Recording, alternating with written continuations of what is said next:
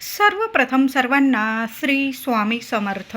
स्वामी महाराजांच्या कृपेने तुमच्या सर्व चांगल्या इच्छा पूर्ण होत ही स्वामींचरणी प्रार्थना करते आणि आजच्या व्हिडिओला सुरुवात करते. आज 12 ऑगस्ट 2026 बुधवार, आषाढ दीप अमावस्या, वर्षाची मोठी अमावस्या आलेली आहे. माझ्या सर्वच महिलांनी दादांनी दीपपूजन केलेले असेल तर दिवसभरात काही उपाय आणि सेवा आपल्याला करायची आहे. तर अमावस्या काल रात्री म्हणजे मंगळवार रोजी मध्यरात्री 1:54 प्रारंभ झालेली आहे आणि आज 12 ऑगस्टला बुधवारी रात्री 11:04 ही अमावस्या तिथी समाप्त होत आहे. अगदी 11 वाजेपर्यंत उपाय सेवा केले ना तरीही चालेल. संपूर्ण दिवस हा शुभच आहे सर्व सेवा पूजा करण्यासाठी. तर आज दीप अमावस्या, प्रत्येक आईने आपल्या मुलांचं औक्षण करायचं आहे. काही लोक ही अमावस्या गतहारी अमावस्या गटारी म्हणून साजरी करता. चुकून सुद्धा आज मांसाहार मद्यपान करू नका, कुणाची निंदा नालस्ती करू नका, कुणाला त्रास होईल अशा गोष्टी करू नका. तर बघा, अमावस्येनंतर आपला श्रावण महिना सुरू होतो. तर महिलांनो, आपलं घरदार एकदम स्वच्छ करा. आज उद्यापासून श्रावणाला सुरुवात होत आहे. त्याचबरोबर आज कणकेचे दिवे तुम्ही 5 बनवत असाल, 7, 9, 11 गुळाचं पाणी घालून, गूळ घालून गोड दिवे बनवायचं आहे. वर्ष कसं गोडाचं, सुख समृद्धीचं जातं. जी काही शत्रुत्व असते आपल्या आजूबाजू ती सुद्धा नष्ट होते. आणि आज मुलांचं औक्षण केल्यानंतर मुलांकडून एक प्रार्थना सर्व आईने जरूर म्हणून घ्या. महिलांना नसेल सेवा उपाय करायचे तर माझ्या दादांनी सेवा करून घ्या. छान अशी पाटावर दिव्यांची पूजा मांडा. तुम्ही देवघरात मांडत असाल तर तिथं मांडा. प्रथम गणपती बाप्पांची पूजा करा. गणपती बाप्पांना अभिषेक करून हळदी कुंकू, फुलं, अक्षता, दुर्वा आणि आघाडा, या दिवशी दीपपूजनाला दुर्वा आणि आघाड्याला खूप महत्त्व आहे. या दिवसापासूनच आपण आघाडा अर्पण करायला सुरुवात करत असतो. तर आघाडा या दिवशी सर्व देवांना अर्पण करा. प्रथम गणपती बाप्पाला, आणि जी दीपपूजन केलेलं आहे प्रत्येक दिव्याला 2-2 दुर्वा अर्पण करा. मुलांना सुख समृद्धी लाभते, उदंड आयुष्य आरोग्य लाभतं, म्हणून दुर्वा आणि आघाडा दिव्यांना सुद्धा अर्पण करा. आणि मुलांकडून सुद्धा दिव्यांची पूजा करून घ्या. मुलांना एक प्रार्थना बोलायला लावायची आहे. शुभम करोती कल्याणम आरोग्यम धनसंपदा शत्रुबुद्धी विनाशाय दीपक ज्योती नमोस्तुते. ही प्रार्थना सर्वांनी आई वडिलांनी पण म्हणायची आहे आणि मुलांकडून सुद्धा म्हणायची आहे. ओम श्रीम दीपदेवताय नमः, ओम श्रीम दीपदेवताय नमः. मंत्र जपा आणि दिव्यांची पूजा आवर्जून करायची आहे. मुलांचं औक्षण, महिलांनो, मुलांचं औक्षण जरूर करा. तुम्ही गोड दिवे कणकेचे बनवत असाल, वाफवून घ्या. 5, 7, 9, 11 छान असे ताटात दिवे सजवून घ्यायचे आहे. दिव्यांची हळदी कुंकू, फुलं, अक्षता वाहून पूजा करा. देवांना ओवाळून घ्या, दिव्यांना ओवाळा आणि मुलांना पाटावर बसा. पूर्व पश्चिम बसवायचं आहे. दिशा वगैरे बघून घ्याव्या. असं औक्षण करतो तेव्हा आपलं सुद्धा मुख आणि मुलांचं सुद्धा मुख दक्षिणेकडे येणार नाही. अशा पद्धतीने पूर्व आणि पश्चिम अशी दिशा निवडावी आणि मुलांना आसन घेऊन बसवायचं आहे. मुलांच्या डोक्यावर एखादा रुमाल वगैरे ठेवा आणि छान असं आईने सुद्धा ओढणी वगैरे पदर घ्या डोक्यावर. मुलांना कुंकू लावा. थोड्याशा अक्षता मुलांच्या डोक्यावर टाकायच्या आहे. मुलांना मुटके तयार केलेले असतील तुम्ही किंवा फक्त तुमच्याकडं दिवे तयार करत असतील तर दिव्यांनी औक्षण करून घ्यायचं आहे. मुलांना छान असं औक्षण करा. नंतर ते दिवे काय करायचे तर एखाद्या झाडाखाली ठेवून द्या. दुसऱ्या दिवशी उद्या जरी ठेवले तुम्ही तरीही चालेल. किडे मुंगळे पक्षी वगैरे खातात, त्यामुळे त्यांचं पोट भरतं आणि आपले पितृदेवता सुद्धा प्रसन्न होतात. अमावस्या मोठी अमावस्या आहे. जेवढे पितृदेवांसाठी सेवा उपाय कराल ना तेवढं भरभरून पितृदेवांचा आशीर्वाद मिळणार आहे. आज दुपारी कावळ्याला नैवेद्य जरूर थोडासा दही भात, थोडीशी चिमूटभर साखर टाका. 1-2 वाजले चालेल, पण कावळ्याला दाराबाहेर एखाद्या झाडाखाली किंवा तुमच्या छतावर कावळे चिमण्या येत असतील तिथं जरी ठेवून दिला तरीही चालेल. कोण खात आहे बघत बसू नका. तुम्ही तुमचं कर्तव्य केलेलं आहे. घासातला घास अमावस्या तिथीत पितृदेवांच्या नावाने काढून ठेवला दाराबाहेर कावळ्याला. हीच आपली पितृदेवांसाठी सेवा आहे. पितृदेव सुद्धा बघतात. आपले लेकरं अमावस्या तिथीत आपल्यासाठी घासातला घास काढून ठेवत आहे, भरभरून आशीर्वाद देतात. त्याचबरोबर रात्री सुद्धा थोडासा भात महिलांनो घ्या, त्यावर एखाद्या कागदावर ताटलीत वगैरे घेतला चालेल, पत्रवाळी असेल तुमच्याकडं, थोडासा भात घ्यायचा आहे. हा उपाय रात्री करायचा आहे. तुम्ही झोपण्याच्या आधी केला तरीही चालेल. थोडासा भात घ्या, त्यावर थोडंसं अगदी चमचाभर दही टाका, चिमूटभर साखर टाका आणि भात आपल्या घराच्या मुख्य सेंटरमध्ये मध्यभागी ठेवून द्या. आता लहान लेकरं आहेत, घर छोटं आहे तुमचं, घर मोठं राहो छोटं राहो, घराच्या कुठल्याही दिशेला तुम्ही तो दही भात ठेवून द्यायचा आहे. आणि उद्या गुरुवारी तो दही भात, आंघोळीच्या आधी हा उपाय केला तुम्ही चालेल. उद्या तो दही भात घ्या आणि घराबाहेर एखाद्या कोपऱ्याला, झाडाखाली वगैरे टाकून या. कुणाचा पाय पडणार नाही याची काळजी घ्या. काय होईल, तुम्ही जर जो दही भात रात्री तुमच्या घरात ठेवाल ना, संपूर्ण वास्तुदोष, नकारात्मकता, पितृदोष, मुलांच्या अडचणी, तुमच्या अडचणी, काही ग्रहदोष असतील, घरात मंगल कार्य घडत नसेल, संपूर्ण तो दही भात खेचून घेणार आहे आणि सर्व सुखांची प्राप्ती तुम्हाला करून देणार आहे. असा दही भात रात्री झोपण्यापूर्वी घरात एखाद्या कोपऱ्याला जरूर ठेवून द्या. आणि नंतर दुसऱ्या दिवशी तो दही भात आंघोळीच्या आधी जरी तुम्ही घराबाहेर ठेवून आलात तरीही चालेल. कोपऱ्याला ठेवा, कुणाचा पाय पडणार नाही याची नक्की काळजी घ्या. खूप चांगला अनुभव येईल. मोठी अमावस्या आहे, दही भाताचे हे दोन्ही उपाय करा. आज दुपारी सुद्धा कावळ्याला नैवेद्य द्या पितृदेवांच्या नावाने आणि रात्री झोपण्यापूर्वी सुद्धा थोडासा दही भात, अगदी थोडा घेतला असं नाही की भरपूर दही भात टाकून द्यायचा आहे. थोडासा भात घ्या, अगदी थोडासा गोळाभर भात घ्या, त्यावर थोडंसं दही टाका आणि चिमूटभर साखर एखाद्या कोपऱ्याला ठेवून द्या घरात.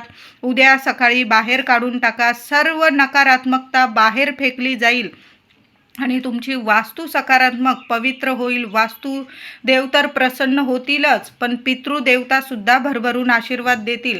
आज गाय दिसली तुम्हाला तर नक्की गाईला नैवेद्य, ताजी चपाती, तूप गूळ लावून खाऊ घातला तरीही चालेल.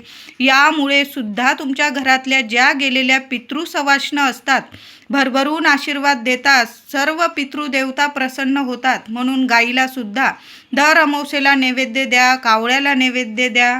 आज दीप अमावस्या, मोठी अमावस्या आहे. महिलांनो, सकाळी, संध्याकाळी, दुपारी तुम्हाला जेव्हा वेळ मिळेल, घराजवळ जे मंदिर असेल, मग बाप्पाचं असो, देवी आईचं, महादेवांचं, जे मंदिर असेल, आपल्या स्वामींचं, एक गाईच्या तुपाचा दिवा बनवून घेऊन जा.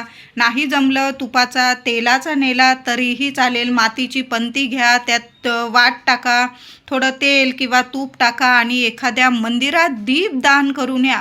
तुमच्या मनातील इच्छा बोला आणि एखाद्या मंदिरात, एखाद्या कोपऱ्याला देवांसमोर एक दीपदान जरूर करून या. बघा, मुलांना सुद्धा बरोबर घेऊन जा. मुलं येत असतील तर जरूर बरोबर घेऊन जा. मुलांना सुद्धा नमस्कार करून, आज म्हणजे देवळात जाऊन नमस्कार करून आणा मुलांना सुद्धा. मुलांना उदंड आयुष्य, आरोग्य लाभतं. त्याबरोबर मुलं शिक्षण घेत असतील, नोकरी करत असतील, भरभरून यश, प्रगती मिळते. ज्या काही अडीअडचणी असतात दूर होतात. देवांचा भरभरून आशीर्वाद मिळतो. आणि मंदिरात गेला तर मंदिरात एखादा गुळाचा खडा बरोबर जरूर घेऊन जा.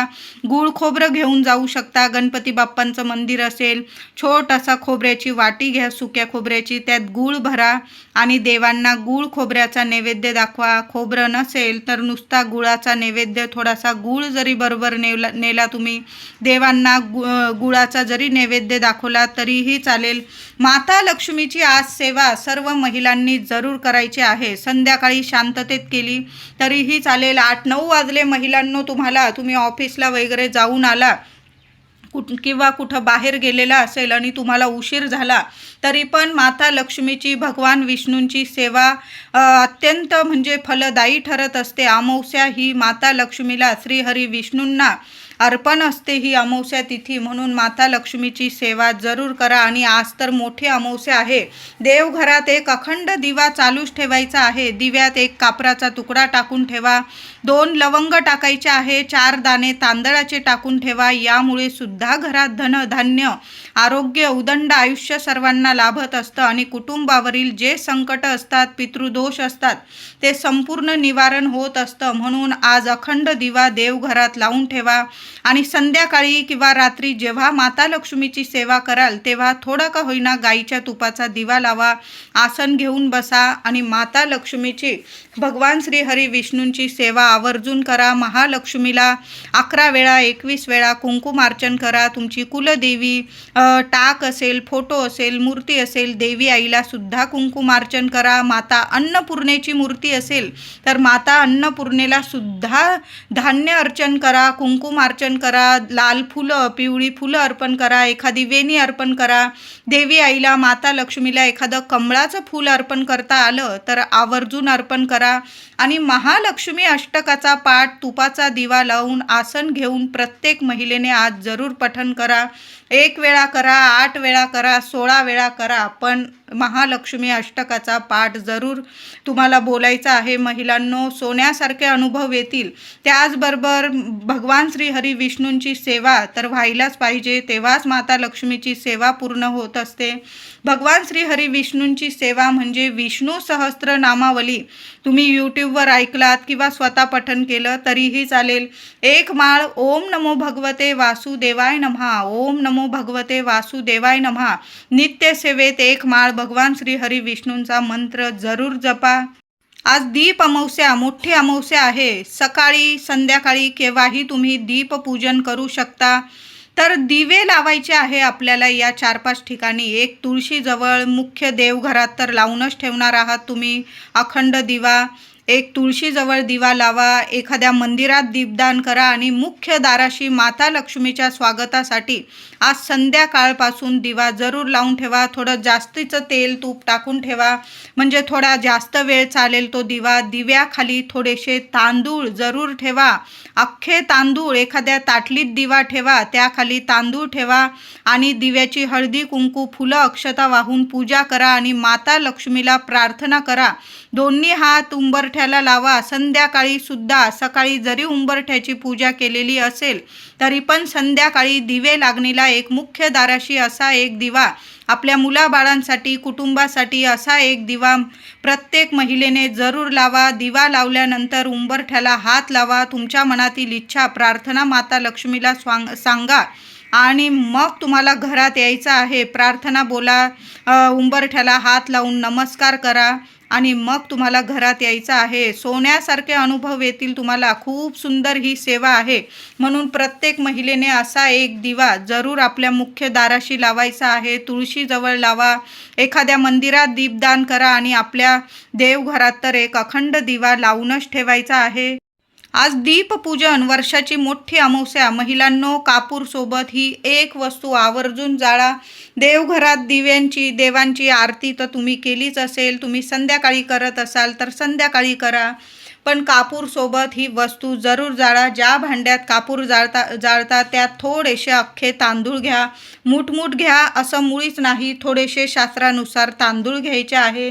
त्यावर जो कापूर असेल तुमच्याकडं, भीमसेन असेल, साधा असेल, कापूर जाळा आणि त्यावर 5 लवंग, फुलाच्या 5 लवंग बघून घ्या चांगल्या आणि त्या जाळायच्या आहे. 2 थेंब गाईच्या तुपाचे टाका.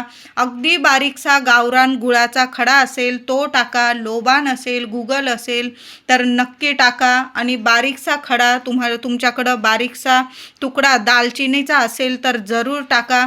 या 4-5 वस्तू भीमसेन कापरासोबत जाळा किंवा जो कापूर असेल तो जाळा आणि तांदळावर या सर्व वस्तू आवर्जून जाळा. प्रथम देवांना तो कापूर धूप दाखवा, नंतर संपूर्ण घरात असा कापूर धूप पसरवा. बघा, तुम्हीच मला सांगाल ताई, चांगले अनुभव आले. क्षणात तुमच्या अडचणी नक्कीच दूर होतील आणि चांगले प्रगतीचे मार्ग खुले होतील. मुलांच्या आयुष्यात काही अडीअडचणी असतील, क्षणात दूर होतील आणि तुम्हाला नवनवीन मार्ग मिळायला लागतील. काही वेळा खूप म्हणजे कुठूनच आपल्याला मार्ग मिळत नाही. अशा वेळी असा उपाय कापूरसोबत जरूर करत जा. दर पौर्णिमेला, अमावस्येला जरूर करा. तांदूळ घ्यावे, त्यावर कापूर जाळा, 5 लवंग जाळा, थोडंसं गाईचं तूप, एखादा गुळाचा बारीकसा खडा, दालचिनीचा तुकडा, सर्व वस्तू जाळाव्या. थोडा कापूर जास्त जाळावा लागला, जाळा. संपूर्ण घरात तो कापूर धूप प्रथम देवांना दाखवा, नंतर कापूर धूप सगळ्या घरात फिरवा, उंबरठ्याजवळ फिरवा, दारात अंगणात फिरवावा लागला फिरवा. खूप चांगले अनुभव येतात. जी नजरबाधा लागलेली असते घरादाराला, मुलांना, प्रगतीला, आपल्या घराच्या लक्ष्मीला संपूर्ण नष्ट होते आणि माता लक्ष्मी खूप प्रसन्न होते घरात. पैसा येऊ लागतो, आपले सर्व स्वप्न पूर्ण व्हायला लागतात, प्रगती होते आपल्या घरादाराची, मुलाबाळांची. मग तुम्ही व्यवसाय करत असाल, काही दुकान वगैरे असेल, नोकरी करताय, मुलं शिक्षण घेताय, महिला काही काम करत असतील तुम्ही, त्यातसुद्धा तुम्हाला भरभरून यश मिळायला लागेल. तर असा कापूर धूप आज सर्व महिलांनी आवर्जून करा. आज दिव्यांची अमावस्या, मोठी अमावस्या आहे. महिलांनो, रात्री 11 वाजेपर्यंत एक वस्तू हातात घेऊन घराबाहेर फेकून द्यायची आहे. तर 4-5 काळे मिरे हातात घ्या. सगळ्यांकडंच आपले मसाल्यातले काळे मिरे असतातच. खूप प्रभावी जालीम उपाय आहे. घराची जी पीडा असेल, नजरबाधा असेल, जे शत्रुत्व असेल, विनाकारण कोणी त्रास देत असेल, लगेच नष्ट होईल आणि तुमची प्रगती वाढत राहील दिवसेंदिवस. 5-4 काळे मिरे हातात घ्या. उजव्या हातात घराच्या मागच्या खोलीपासून तुमच्या मुख्य दारापर्यंत तुम्हाला फिरून घ्यायचं आहे. तुमच्या मनातील इच्छा, समस्या बोला काळे मिरे हातात घेऊन, आणि घराबाहेर जाऊन ते काळे मिरे एखाद्या कोपऱ्याला फेकून द्यायचं आहे. घरात येऊन हातपाय धुवून घ्या आणि मग बघा कसा चमत्कार होईल. तुमची नजरबाधा, इडापिडा लगेच उतरून जाईल. कहाणी दीप अमावस्येला दिव्यांच्या अवसेची कहाणी सर्वांनी जरूर पठण करावी किंवा ऐकावी. कहाणी सांगते, ऐका. कहाणी दिव्यांच्या अवसेची. ऐका दीपकांनो, तुमची कहाणी. आटपाट नगर होतं. तिथं एक राजा होता.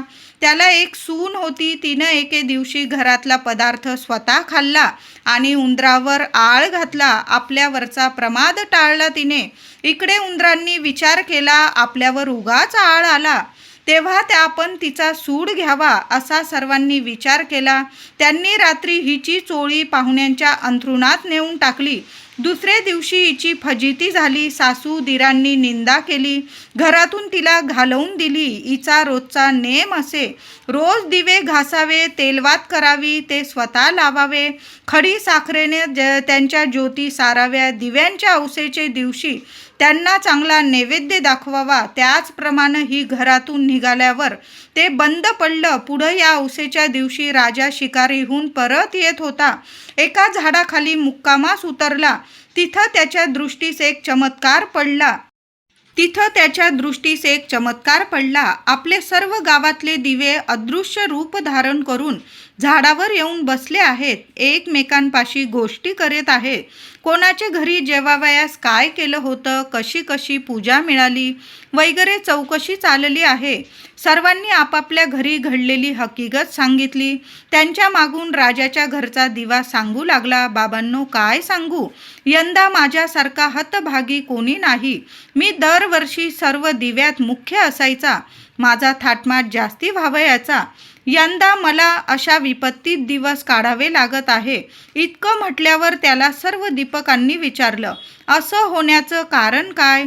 मग तो सांगू लागला, बाबांनो, काय सांगू, मी या गावच्या राजाच्या घरचा दिवा. त्याची एक सून होती. तिनं एकही दिवशी घरातला पदार्थ स्वतः खाल्ला आणि उंदरावर आळ घातला.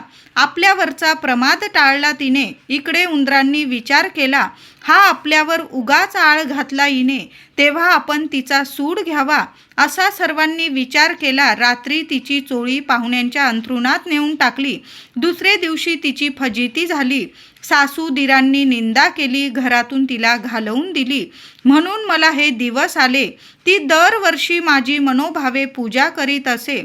जिथं असेल तिथं खुशाल असो, असं म्हणून तिला त्या दिव्याने आशीर्वाद दिला. घडलेला प्रकार राजाने श्रवण केला. आपल्या सुनेचा अपराध नाही अशी त्याची खात्री झाली. घरी आला. कोणी प्रत्यक्ष पाहिले आहे काय म्हणून चौकशी केली.